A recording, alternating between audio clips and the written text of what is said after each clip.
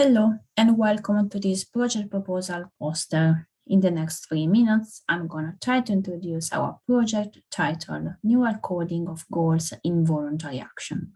This poster has 3 main sections: aims, methods, and expected results. The main aim of this project is to analyze how representations of goals are used to generate voluntary actions. To this aim, we will combine the Tower of London task with fMRI methods. 25 participants will take part in a computerized version of the Tower of London task. The task requires participants to move the colored balls between pegs, transforming a start configuration into a goal configuration. In Tower of London task, there are at least 2 main candidate coding schemes that would allow for a transition from a start stage to a final state. Goals may be purely visual representations of the final state, and this is what we defined shallow coding. Or goals may be represented as the progressive transition from a start state to a final goal achieved by an ordered series of actions.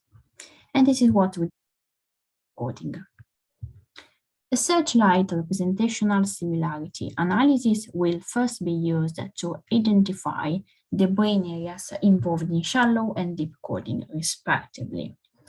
We will explore how those representations of goals evolve as participants select and execute actions through the problem space. But also, we will try to dissociate the shallow from the deep goal representations through a specific category of Tower of London problems characterized by the so-called counterintuitive moves.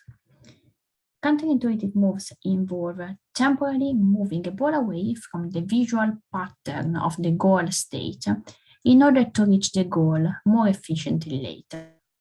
In this case, shallow coding may be not sufficient to solve the problem.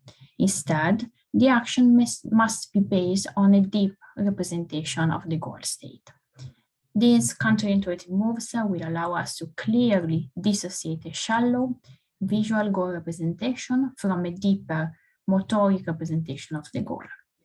And we hypothesize different neural correlates for the shallow and deep coding respectively. Only those latter should be evident for the counterintuitive move. So to conclude, these results combined will allow us to characterize the processes of goal-directed action generation, from the goal representation to action planning and model execution. Thank you for the attention.